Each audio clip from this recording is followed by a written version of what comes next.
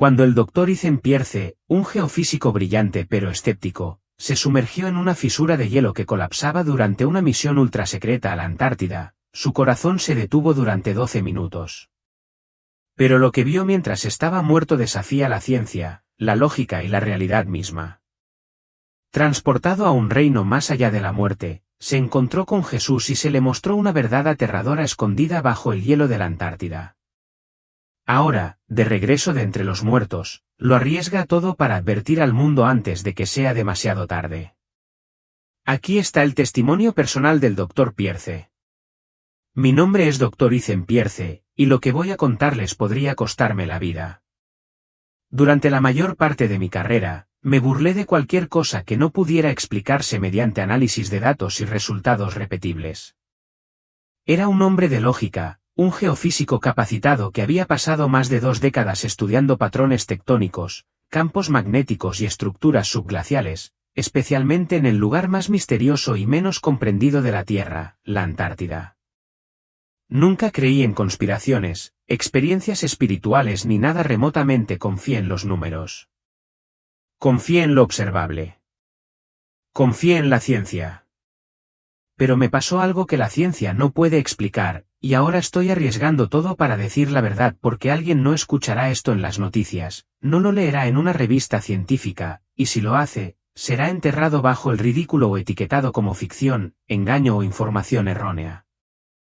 No en las corporaciones, y ciertamente no los gobiernos involucrados.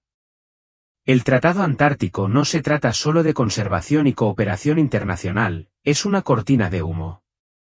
Lo que hay debajo del hielo está oculto por una razón, y ahora sé por qué.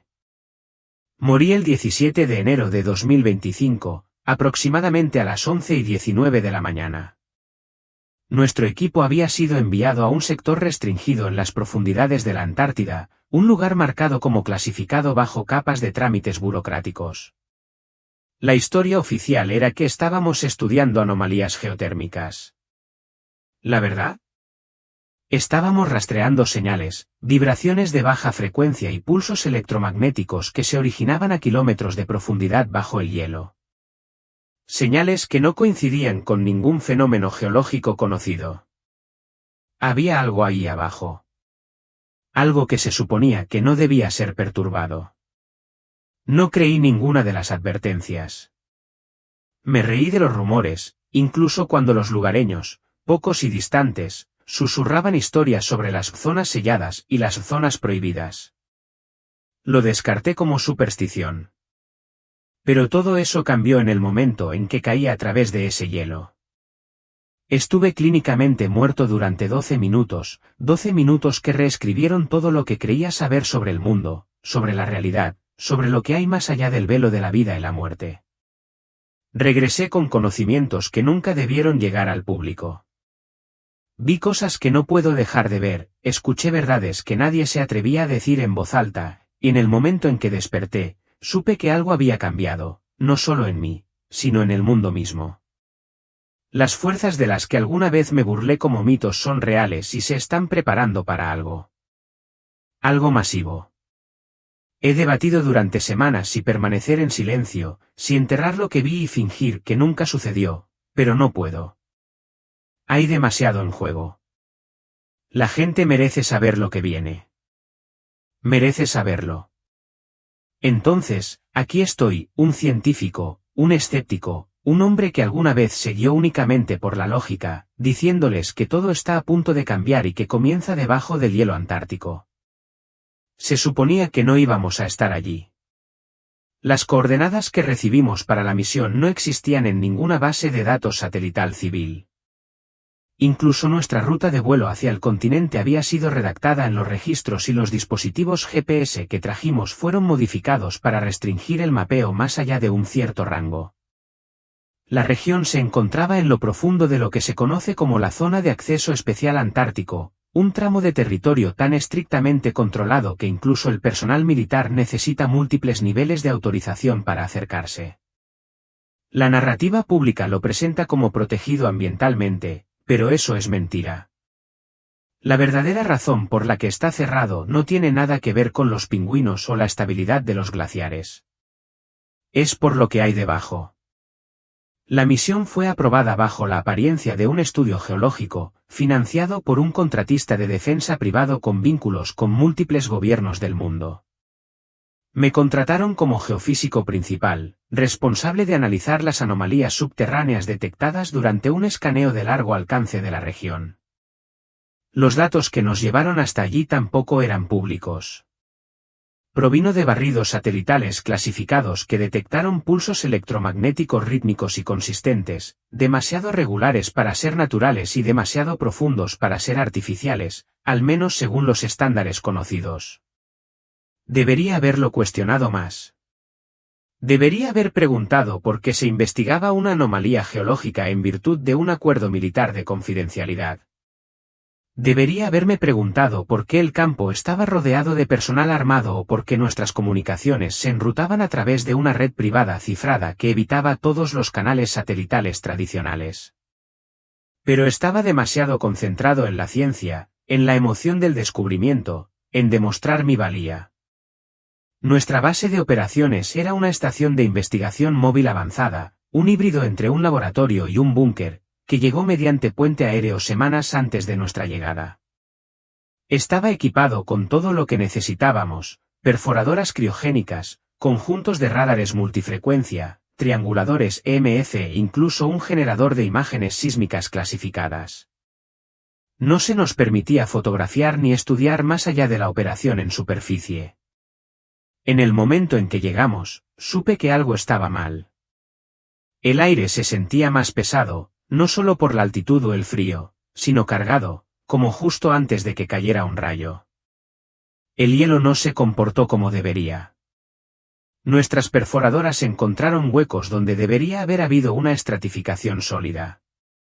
Las lecturas térmicas fluctuaron enormemente sin una fuente geotérmica clara.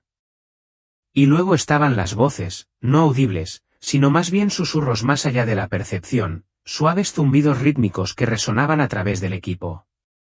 Por la noche nos dijimos que era una interferencia, pero no lo era.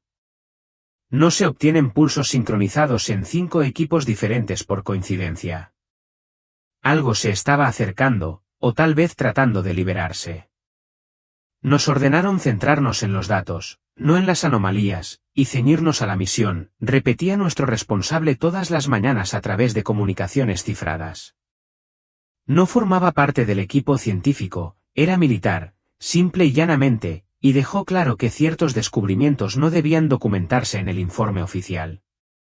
En el centro de nuestra investigación se encontraba el sitio de perforación Z, un lugar elegido específicamente debido a la intensidad de las señales detectadas allí. Las señales no fueron aleatorias, seguían un patrón, casi como un lenguaje. Cada 108 minutos, un pulso, no sísmico, no tectónico, algo completamente distinto. Mi colega, el Dr. Rosenthal, teorizó que podría ser artificial, algún tipo de transmisión subterránea. Entonces nos reímos de ello, una risa nerviosa, de esas que brotan cuando tus instintos gritan y tu lógica no tiene respuestas. El equipo de perforación era de última generación y capaz de penetrar varios kilómetros de hielo con una extracción de núcleos de precisión. Pero a unos 3.200 metros de profundidad, las cosas empezaron a fallar. Las brocas se hicieron añicos sin explicación. Las lecturas se corrompieron. Las temperaturas aumentaron en áreas localizadas, mucho más allá de lo que deberían producir las bolsas geotérmicas naturales.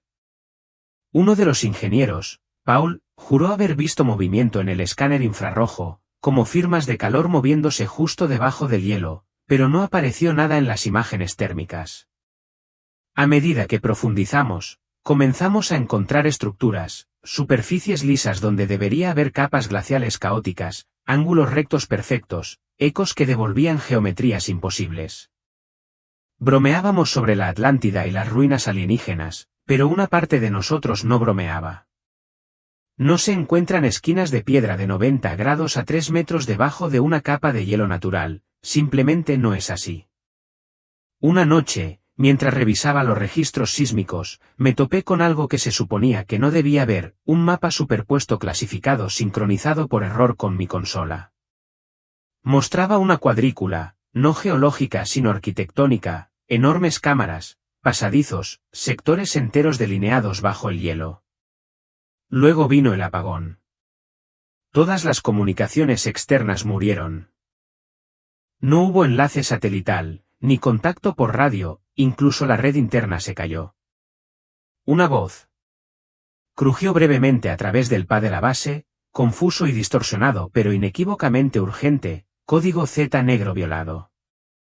Evacuaron a la mayor parte de la tripulación al amparo de la oscuridad, pero yo me quedé con un equipo reducido para continuar la operación. Quería saber qué habíamos tocado.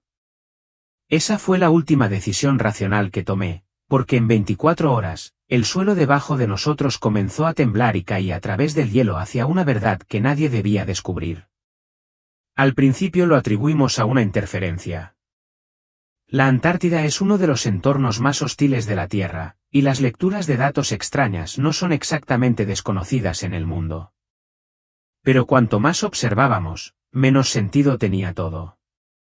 Nuestros instrumentos detectaban vibraciones de baja frecuencia provenientes de las profundidades del hielo, demasiado regulares, demasiado rítmicas para ser naturales. Estos no fueron temblores sísmicos. Eran pulsaciones, casi como los latidos de un corazón, y ocurrían con una precisión desconcertante cada 108 minutos sin falta.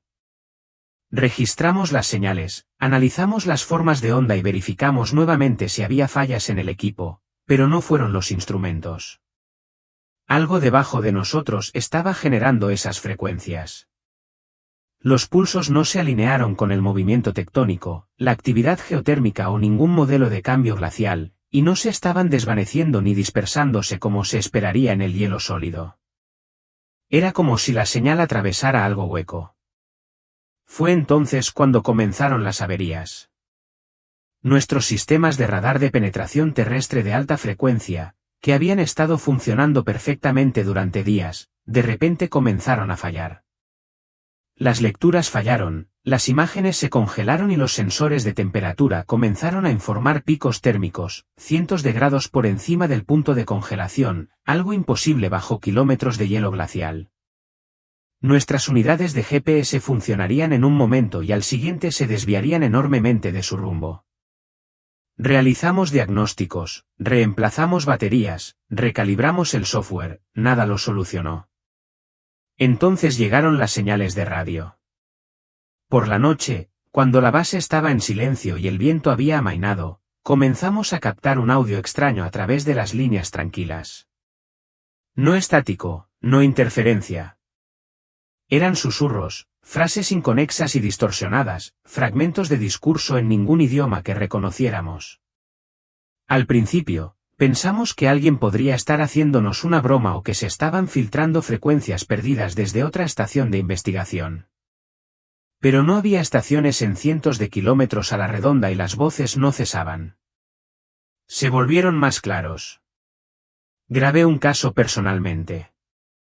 Eran las 3:17 de la madrugada y estaba revisando los registros del radar cuando el monitor de la comunicación principal cobró vida con voces suaves y estratificadas. No fue un galimatías. Fue estructurado, intencional.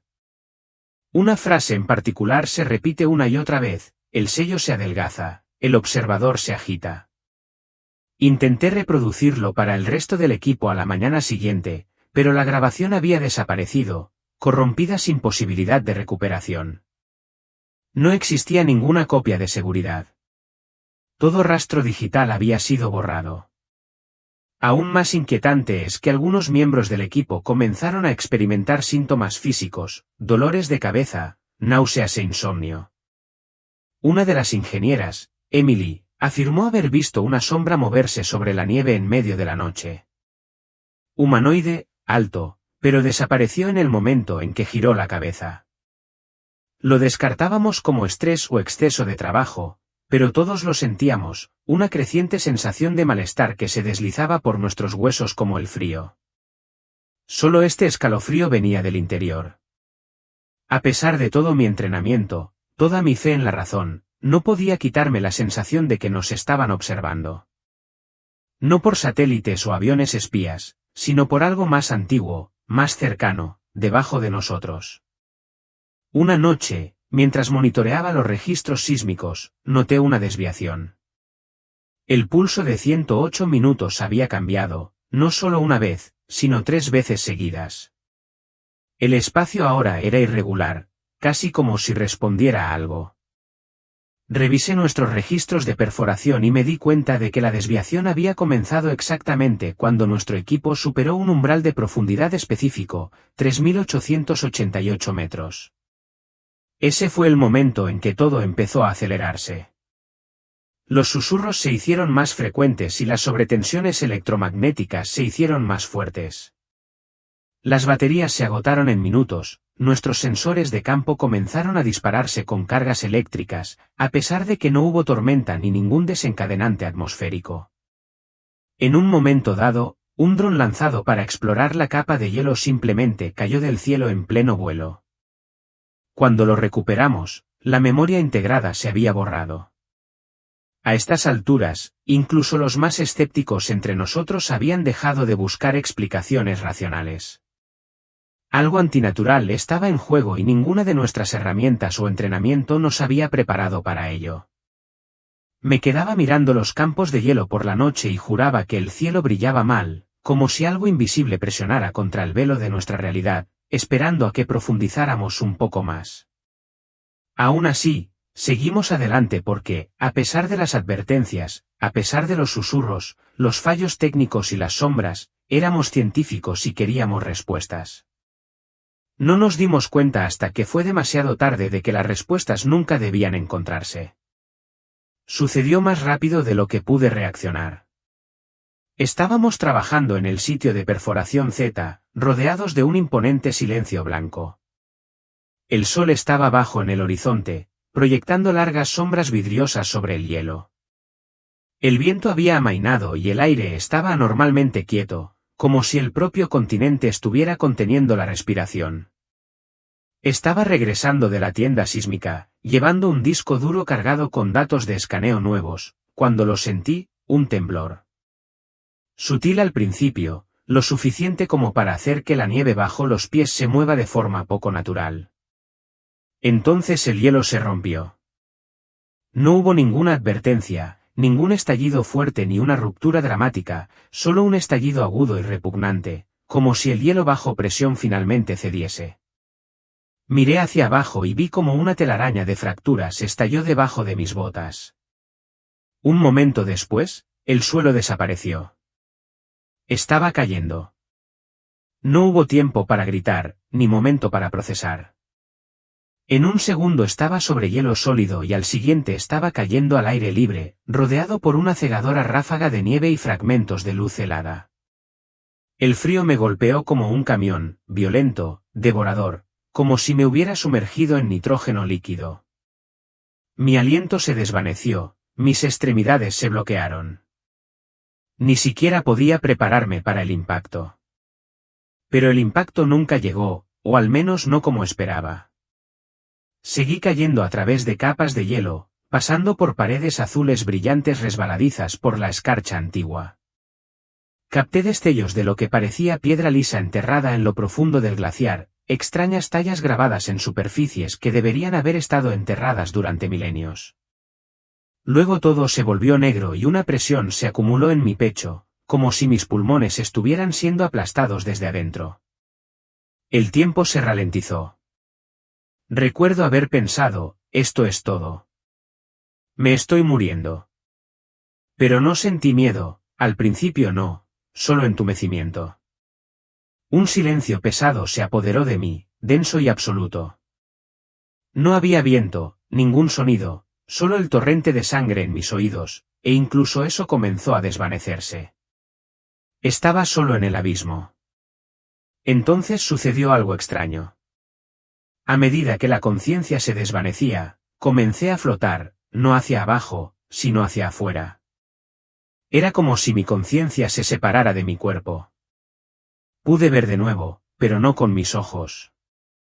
Estaba flotando, observando cómo se desarrollaba la escena como si estuviera suspendida justo sobre el hielo. Mi cuerpo yacía arrugado cerca de la base del abismo, parcialmente enterrado en un montículo de nieve. nieve destrozada y escombros, la sangre floreció lentamente debajo de mí, congelándose casi instantáneamente en el frío intenso. Mis extremidades estaban torcidas de forma antinatural. Un brazo se había roto a la altura del codo. Mi casco se había abierto. No había duda de que estaba muerto. Debería haber entrado en pánico, haber gritado y haber intentado luchar contra ello, pero no lo hice. No sentí nada, ni dolor, ni peso, solo una especie de claridad distante, como si estuviera observando la muerte de otra persona. Entonces los vi a ellos, mi equipo. Estaban por encima de la fisura, mirando horrorizados hacia abajo, gritando mi nombre. Ahora podía oírlos, aunque el sonido llegaba amortiguado, como a través de un cristal grueso. Se bajó una cuerda de rescate. Alguien, creo que Paul, estaba intentando descender. Emily estaba sollozando en su radio, su voz se quebraba mientras repetía la llamada de emergencia una y otra vez. El doctor Pierce está caído. No se mueve. No hay respuesta. Jesús, que alguien nos ayude. Quería decirles que estaba bien, que podía verlos, pero no tenía voz ni cuerpo para moverme. Simplemente estaba allí, suspendido entre dos mundos. Fue entonces cuando vi algo más. Figuras paradas al borde del abismo, justo más allá de donde tocaba la luz del sol. Al principio, pensé que era mi visión jugándome una mala pasada, pero estaban ahí. Alto, quieto, vestido de blanco. No iban vestidos con parcas ni trajes de supervivencia, nada parecido a nosotros. Brillaban débilmente, sus contornos parpadeaban como llamas de velas al viento. Estaban mirando, no con pánico, no con preocupación, sino con conocimiento. Me volví instintivamente, buscando algo, cualquier cosa que me anclara, pero el hielo, el cielo, mi equipo, todo empezó a desvanecerse. Una nueva luz surgió detrás de mí, más cálida que el sol antártico, increíblemente brillante pero no cegadora.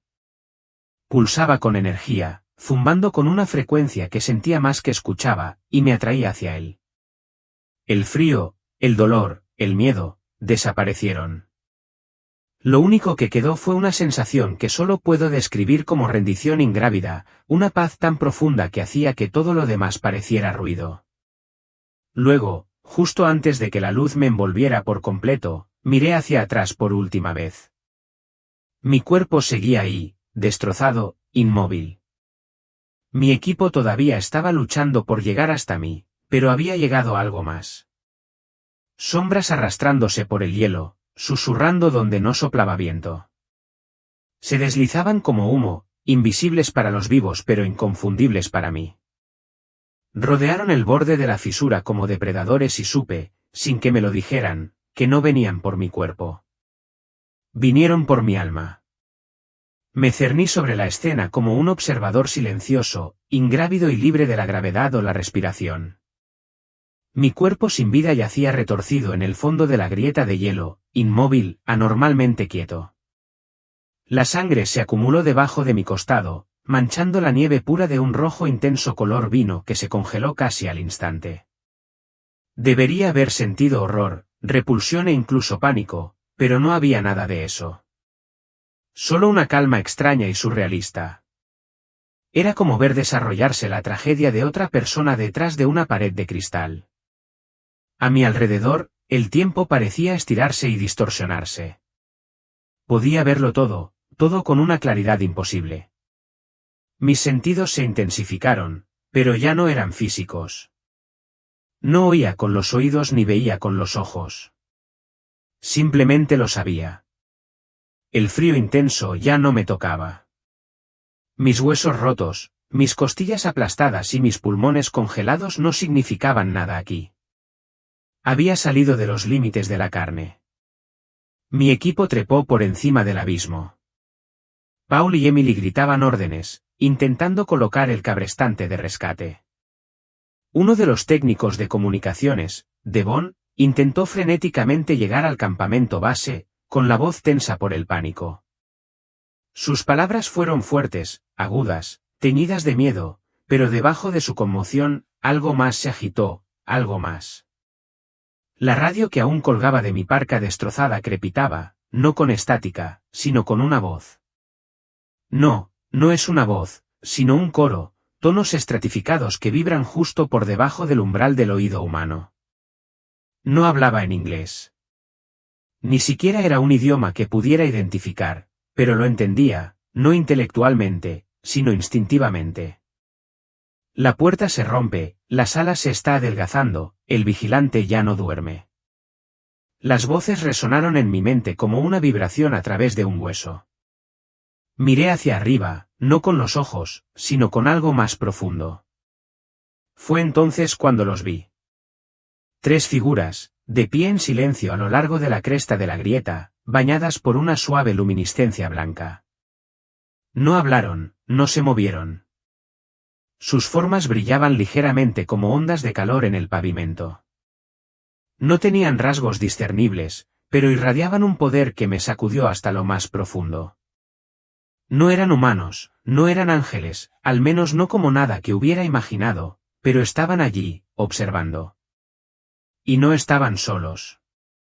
En los rincones de la escena, deslizándose sobre el hielo como humo, venían los oscuros. Sombras con forma. Su forma cambiaba con cada segundo, nunca completamente sólida, pero innegablemente presente.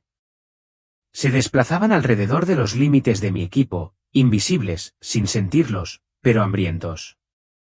Susurraron en el mismo lenguaje vibrante, aunque más oscuro, más frío, no palabras, sino intenciones. Podía sentir lo que querían, miedo, desesperación, acceso. Se movían como buitres, dando vueltas en círculos en un campo de batalla, atraídos por el momento en que la muerte abrió un paso entre los mundos. No podían tocar a los vivos, todavía no, pero podían rodearlos, presionarlos, influir. Su presencia provocó un escalofrío en el espacio espiritual que ahora ocupaba. Incluso sin un cuerpo, retrocedí instintivamente. Uno de ellos se deslizó cerca de mi cuerpo. Se inclinó, no con los ojos, sino con conciencia, inspeccionándome, juzgando, decidiendo. Entonces vino la luz. Pulsaba desde arriba, bañando todo en oro brillante. Las entidades oscuras chillaron, no audiblemente, pero sí con un grito mental que resonó en mi ser. Se retorcieron y huyeron, retirándose hacia grietas y sombras, desapareciendo bajo el hielo. Las figuras brillantes no se movieron. No era necesario. Su sola presencia fue suficiente. Me volví hacia la fuente de luz, atraído hacia ella como la gravedad. No fue cegador. Estaba vivo. Un túnel cálido y radiante se extendía hacia lo desconocido, rebosante de poder y paz. Sentí que me arrastraban, no con fuerza, sino suavemente, como la corriente de un río. Sabía instintivamente que si seguía adelante, no habría vuelta atrás. Luego, una voz. Ethan. Resonó en lo más profundo de mi ser, a la vez atronador e íntimo. Una voz que no solo hablaba, me conocía, me llamaba, me amaba. En el momento en que lo escuché, todas las creencias que alguna vez había tenido, cada duda, cada teoría, cada defensa que había construido como hombre de ciencia se hicieron añicos. No necesitaba preguntar quién era. Ya lo sabía y él me estaba esperando más allá de la luz. La luz me atrajo, no con fuerza, sino con invitación. No era solo iluminación, estaba viva. Latía con calidez, con paz, con algo para lo que no tenía ningún término científico. Estaba flotando hacia él, ingrávida y desatada, y cuanto más me alejaba de mi cuerpo roto, más se desvanecía todo lo que alguna vez había conocido. No hubo miedo, ni confusión, ni pánico. Solo una abrumadora sensación de ser conocido, no solo observado o comprendido, sino total y absolutamente conocido. Cada pensamiento que había tenido, cada miedo que había enterrado, cada arrepentimiento que llevaba, todo quedó al descubierto ante la presencia a la que me acercaba. Y aún así, fui amado. El túnel no era estrecho como los que se ven en las películas. Se extendía infinitamente en todas direcciones, una vasta. Un corredor de luz fluida brillaba con colores para los que no tenía palabras. Bailaron, se fusionaron y cantaron, no con sonido, sino con emoción. Era como si el aire mismo estuviera vivo, vibrando con armonía y memoria, como si me estuviera moviendo a través del aliento de la eternidad misma. Entonces me detuve. El movimiento cesó, aunque no me había sentido caminando, volando o siquiera moviéndome en el sentido físico. Simplemente estaba allí, de pie, pero no sobre el hielo, no en el abismo, sino en otro lugar. La superficie bajo mis pies era sólida, pero no terrestre. Pulsaba débilmente con energía, como si el suelo mismo fuera una parte viva de este reino. Entonces apareció. Al principio, era solo luz, un brillo tan puro y poderoso que parecía doblar el espacio a su alrededor. Pero mientras me concentraba, comencé a ver una forma dentro del resplandor. Un hombre vestido de blanco, tan brillante que brillaba como un relámpago, con una presencia tan inmensa, tan abrumadora que sentí temblar mi esencia. Su rostro me resultaba familiar y extraño al mismo tiempo, no porque reconociera sus rasgos, sino porque cada fibra de mi ser lo reconocía. Sus ojos, Dios, esos ojos, no se parecían a nada que hubiera visto jamás. Pozos profundos de amor y tristeza, de poder y paz. No solo me miraron, miraron dentro de mí, más allá de la carne, más allá del alma, hacia la huella eterna de quien yo era. Cuando habló, su voz no se escuchó, fue experimentado, como un trueno envuelto en terciopelo, resonando en cada molécula de mi ser. El sonido llevaba consigo un peso de verdad que borraba toda duda. No estabas destinado a morir todavía. Hay algo que debes ver. Caí de rodillas, no porque me lo dijeran, sino porque no había otra respuesta posible en su presencia. Quedé completamente expuesto, pero no condenado. Mi arrogancia, mi orgullo, mi incredulidad, todo se desmoronó como polvo ante tanta compasión.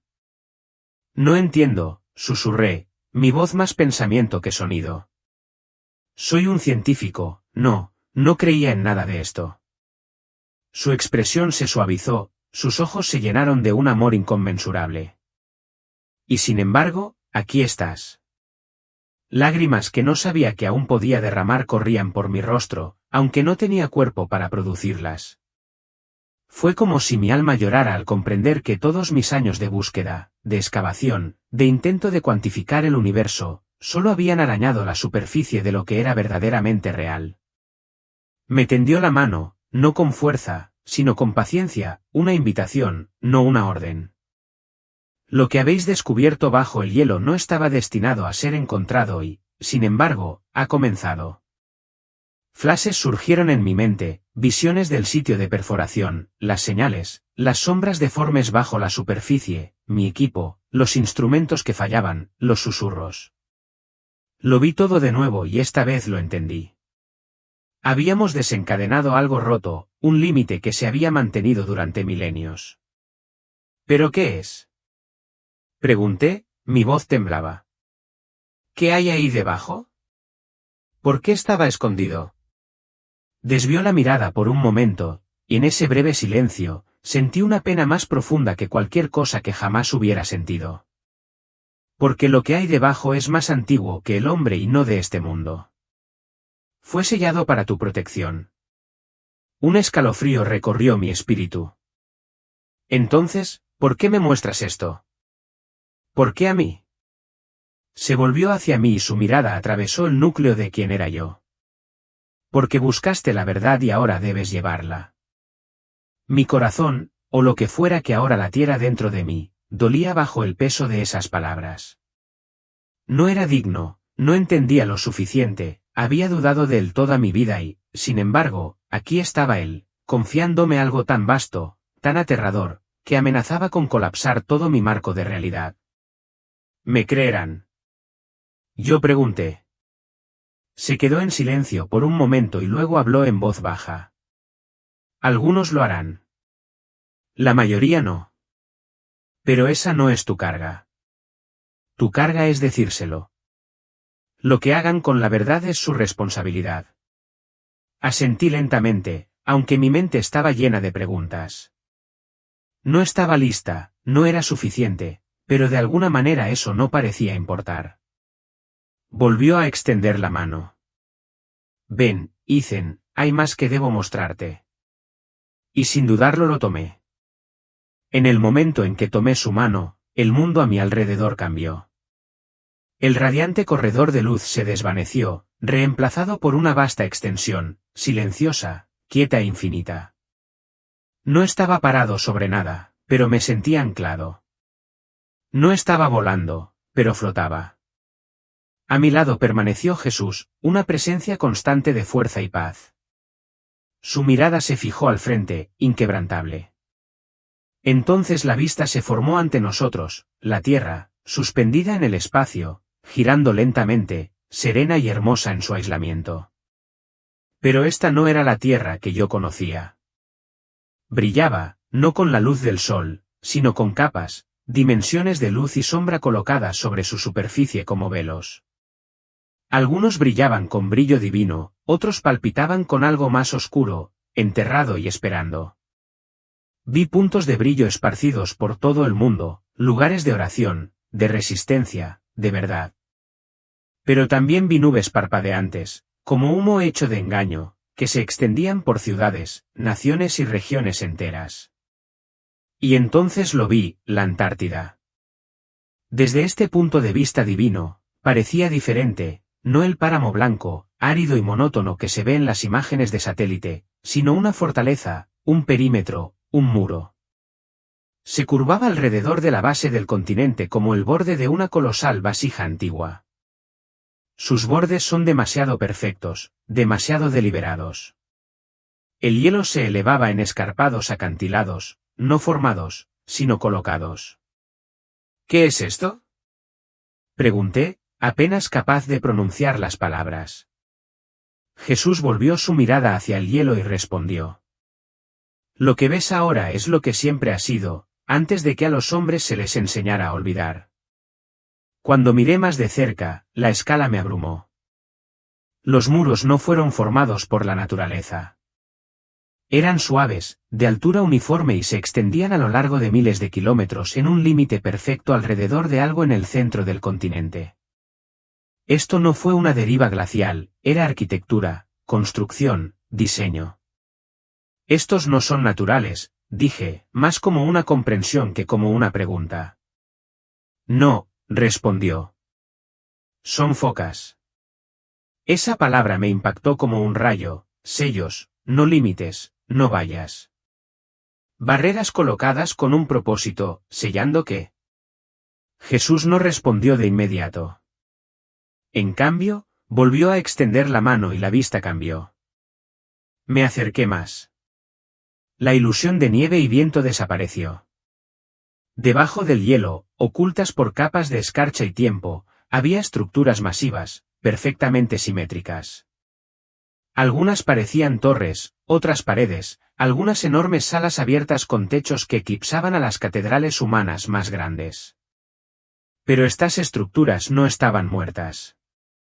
Latían débilmente, como si estuvieran vivos o como si algo debajo de ellos lo estuviera. Esto no fue construido por el hombre, susurré. No, dijo Jesús. Fue construido para contener lo que vino antes que él. Entonces vi la historia, no en años ni en fechas, sino en acontecimientos, mucho antes de la civilización humana, antes del tiempo registrado. Seres, no nacidos de la tierra, caminaron por el mundo.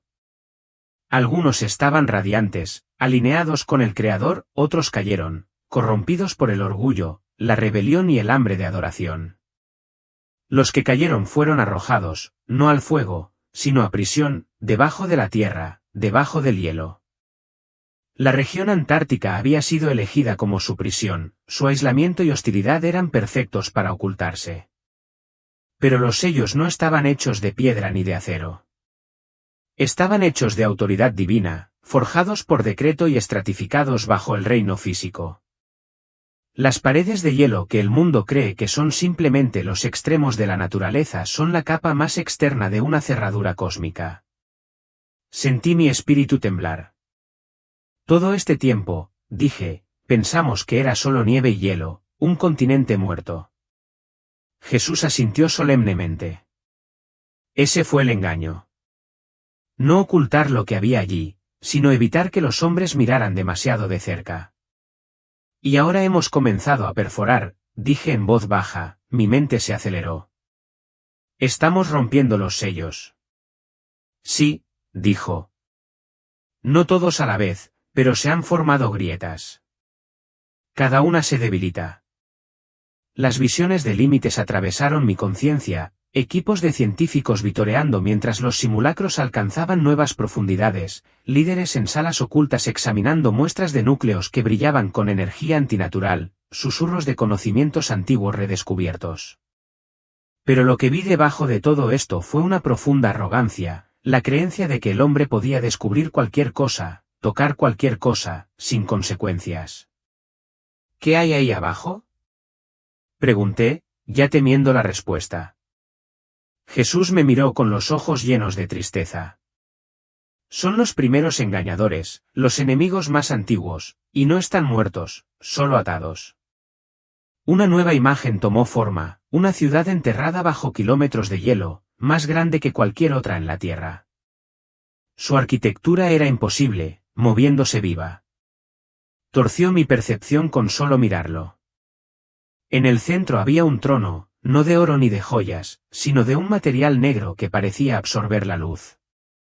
A su alrededor había figuras encadenadas, dormidas pero moviéndose.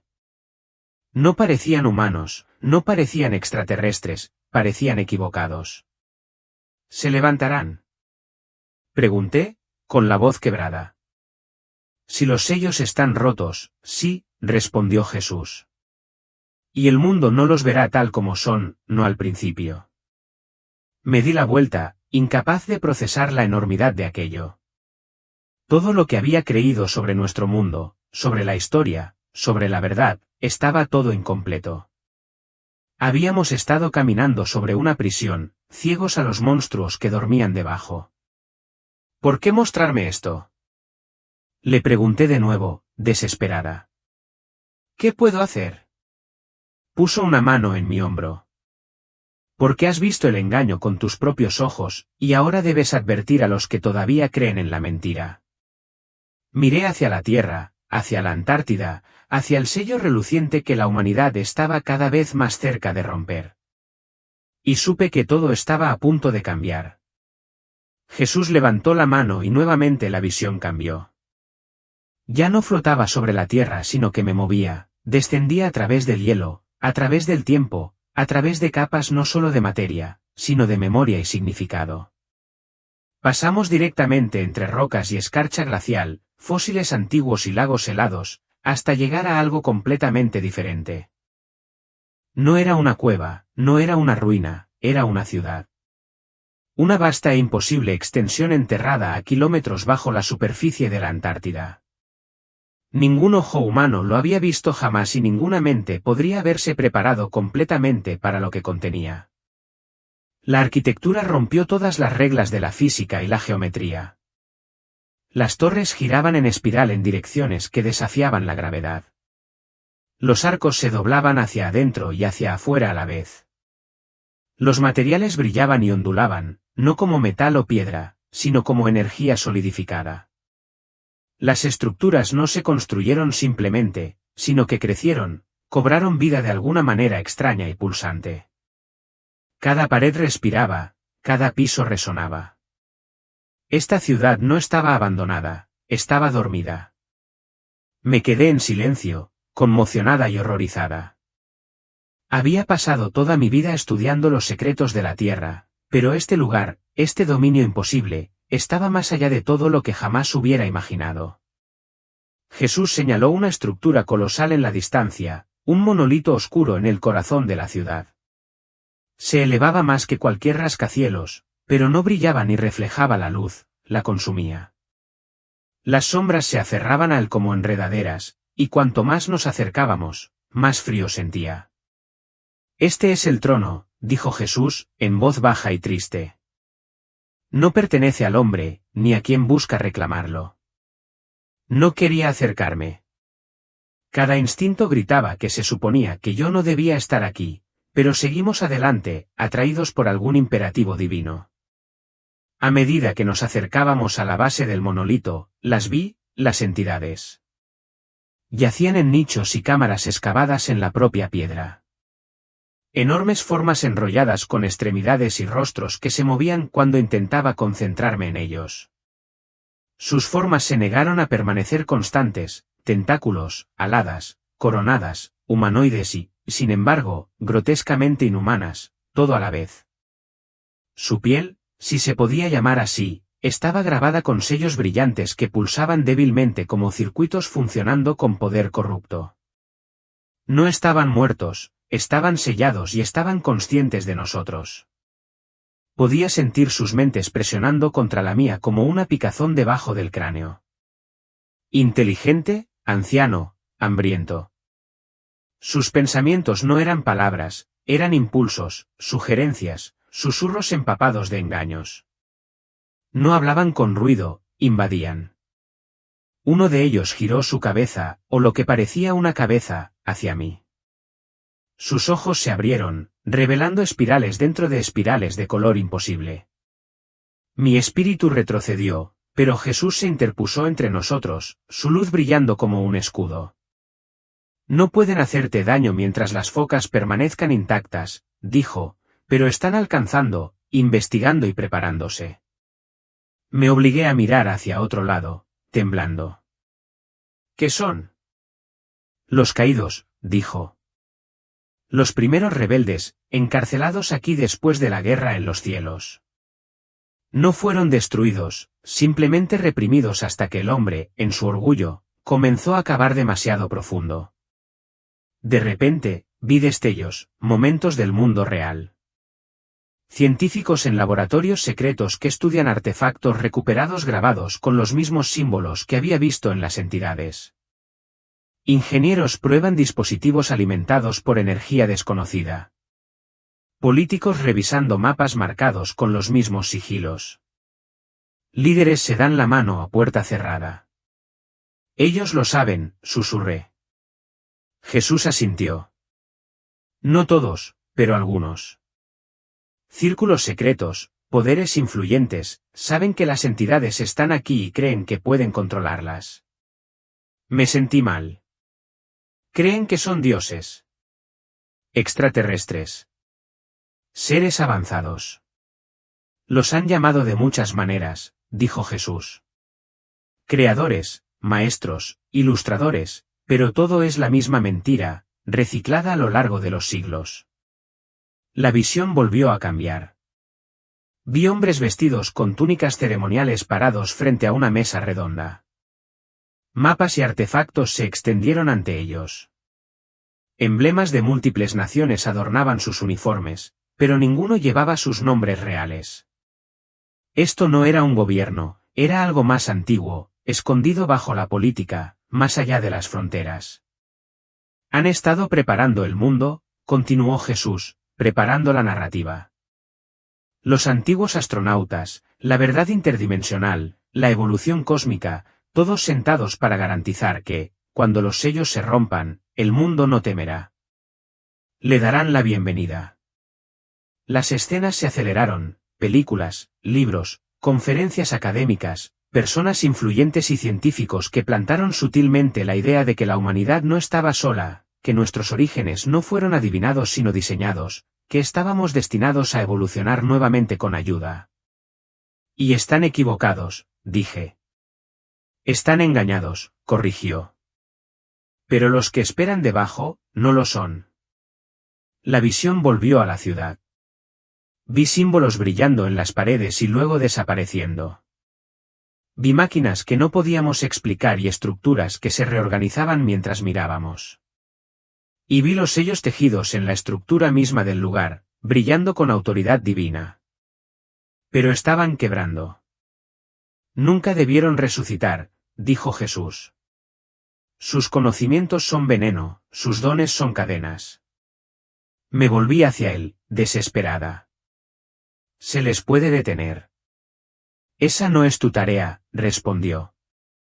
«Lo tuyo es advertir». Me quedé mirando el trono, que ahora palpitaba débilmente con una luz propia. La entidad dormía, pero podía sentirlo. El momento estaba llegando. Estaban esperando una señal, una invitación, una puerta que se abriera de golpe, no por la fuerza, sino por curiosidad, por nuestra parte. Finalmente aparté la mirada y lo enfrenté. «Entonces se nos acaba el tiempo». Él asintió una vez. «Sí», dijo. «Pero los que se mantienen firmes en la verdad no serán vencidos». Una vez más nos encontramos al borde de la visión. La ciudad enterrada se desvaneció en la niebla, y en su lugar, se me mostró un mundo no como es, sino como pronto sería. Las ciudades brillaban con nueva tecnología, elegantes, fluidas y diferentes a todo lo que existe actualmente. Las enfermedades que antes se consideraban incurables fueron declaradas eliminadas. La esperanza de vida se disparó. Cognición humana mejorada. Cuerpos regenerados. Y en el centro de todo había una única innovación, un avance que nadie cuestionó porque llegó envuelto en el lenguaje de la esperanza, el progreso y la evolución. Un implante biotecnológico, presentado no como un chip sino como algo aún más avanzado, orgánico, adaptable, conectado directamente a la red neuronal. Se comercializó como una mejora cuántica, un paso final en la evolución humana. Los gobiernos no lo impusieron. La gente lo exigía. Hicieron fila para ello, lo celebraron, transmitieron su transformación. Orgullosamente, les dijeron que los haría más fuertes, más inteligentes, inmunes a las enfermedades e incluso eternos. Y cumplió, al principio. ¿Es eso todo?, le pregunté a Jesús en voz baja. ¿La marca? Él asintió con la cabeza, su expresión llena de tristeza. Sí, aunque no se llamará así. Por el amor de mi corazón, susurré. Pero no hay fuerza ni coerción. La gente lo elige. Ese es el engaño, afirmó. No lo verán como una esclavitud. Lo verán como una salvación.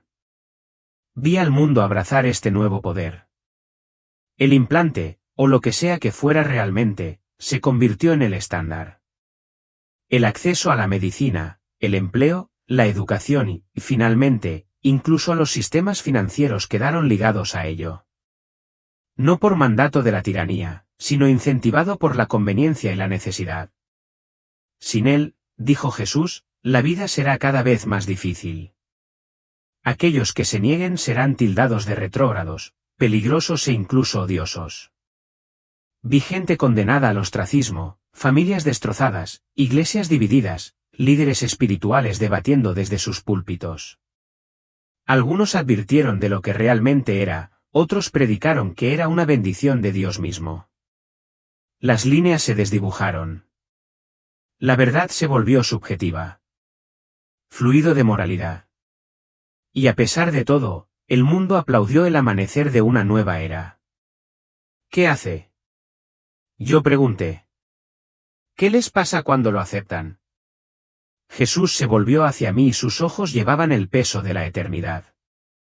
Los corta, dijo. No solo de la verdad, sino de mí. Sentí que la verdad recorría mi alma.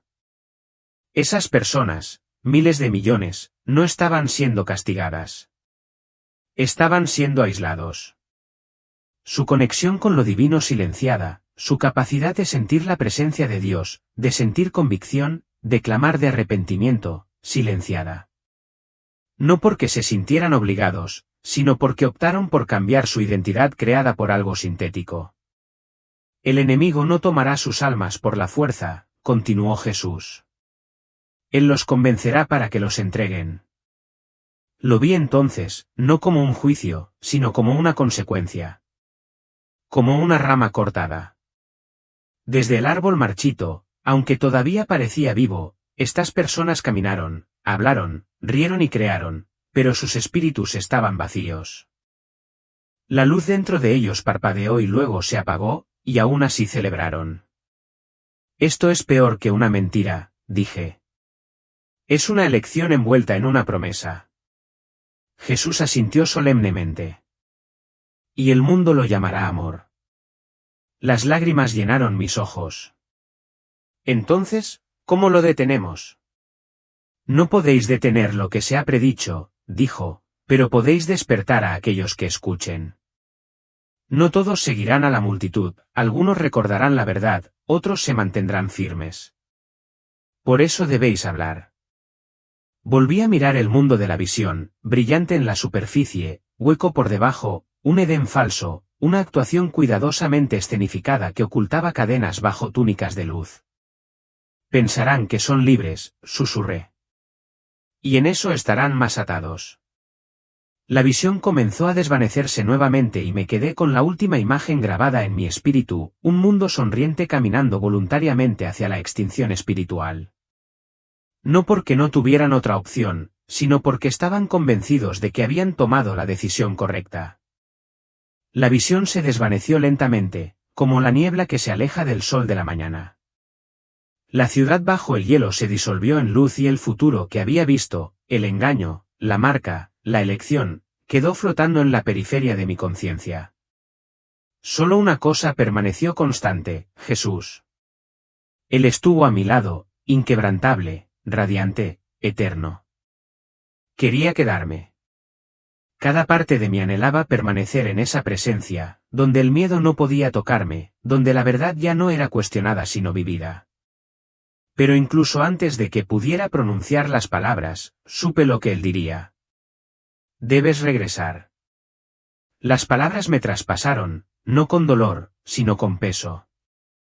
Sabía lo que significaba regresar.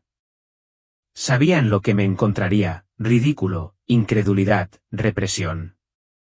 Pero más que eso, sabía que lo que había visto no estaba destinado a quedarse conmigo, estaba destinado a ser compartido. ¿Me creerán siquiera? Yo pregunté. Jesús me miró y sentí su dolor, no solo por mí sino por el mundo. Muchos no lo harán. Algunos lo harán. Pero se debe decir la verdad, incluso cuando se ignore. Puso su mano sobre mi hombro. Su toque era cálido y reconfortante, pero aún así estaba cargado de un poder incomprensible. Intentarán silenciarte. Habla de todos modos. Las palabras ardieron en mi alma. ¿Estaré solo? Susurré. Nunca. Luego, antes de que pudiera volver a hablar, antes de que pudiera suplicar que me quedara un momento más, su mano presionó suavemente mi pecho. La luz a nuestro alrededor surgió, inundando mis sentidos. Sentí que me deshacía, no por miedo, sino con un propósito, como si estuviera retejido en el mundo físico que había dejado atrás. El calor se desvaneció y el frío volvió. Jadeé. El primer aliento fue como si le hubieran dado un puñetazo de adentro hacia afuera. Mis pulmones ardían con fuego y escarcha. Mis ojos se abrieron de golpe ante luces cegadoras y movimientos frenéticos. ¡Alarma!, gritó. Unas manos agarraron mis brazos, presionando, estabilizando. Voces gritando pidiendo signos vitales, oxígeno, autorización del desfibrilador. Código azul.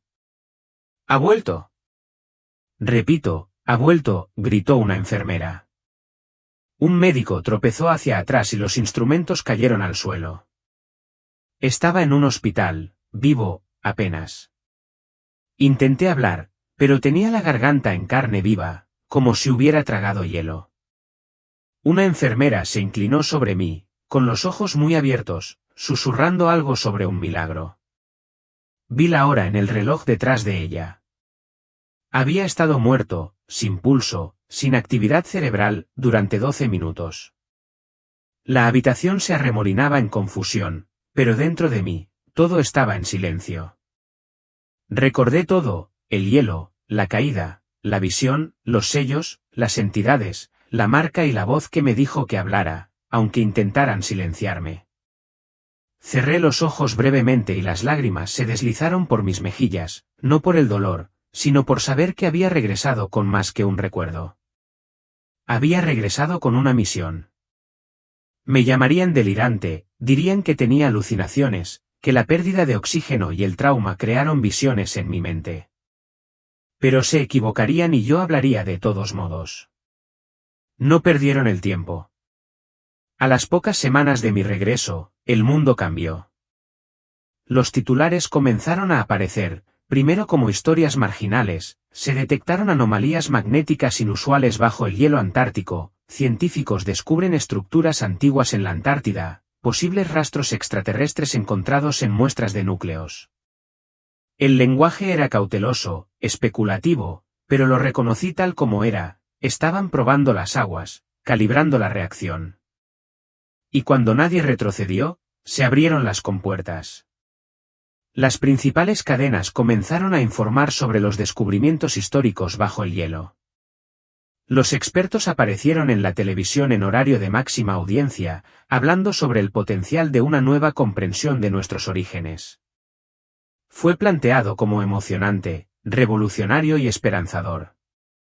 Nunca mencionaron una ciudad sellada, ni las entidades, ni la verdad.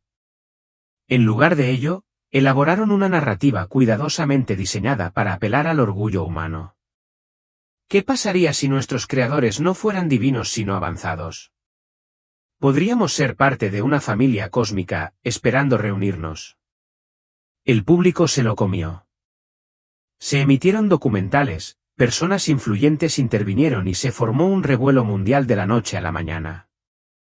Y detrás de todo, podía ver las huellas dactilares de quienes lo sabían, los que lo habían mantenido oculto, los que siempre habían planeado revelarlo bajo sus propios términos. Lo vi desarrollarse desde un lado, gritando en el vacío.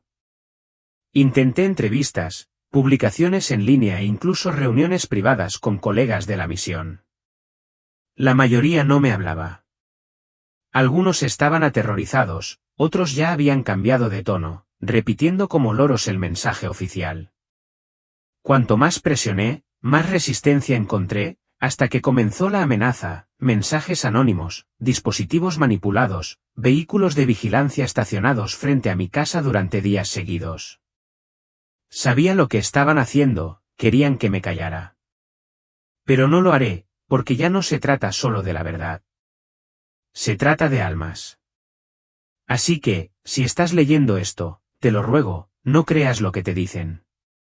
Cuando dicen que los seres bajo el hielo son guías iluminados, no lo crean. Cuando te ofrezcan curación, inmortalidad, conexión, no lo aceptes. Cuando prometen unidad, evolución, trascendencia, no se cumpla. Esto no es un regalo, es una trampa. El engaño final, que lleva siglos gestándose, está aquí y está envuelto en luz. No os obligarán a elegir el mal, os convencerán de que el mal es bien, y muchos, muchísimos, lo creerán. Las señales ya están aquí, tecnologías que se aceleran más rápido de lo que la ciencia puede explicar, cambios en la claridad moral, un mundo que se prepara para algo nuevo, algo más grande. Pero no es progreso, es seducción.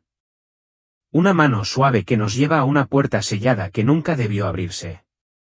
Pero ahora se está resquebrajando. He dicho todo lo que puedo.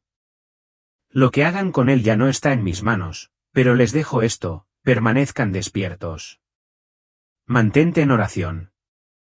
Aférrate a Jesús, incluso cuando el mundo se burla de ti, incluso cuando tu iglesia acepta la mentira, incluso cuando tu familia se aleja. Porque vendrán, no como vencedores, sino como salvadores. Y cuando lo hagan, ya debes saber la verdad. El engaño no llega, ya ha comenzado.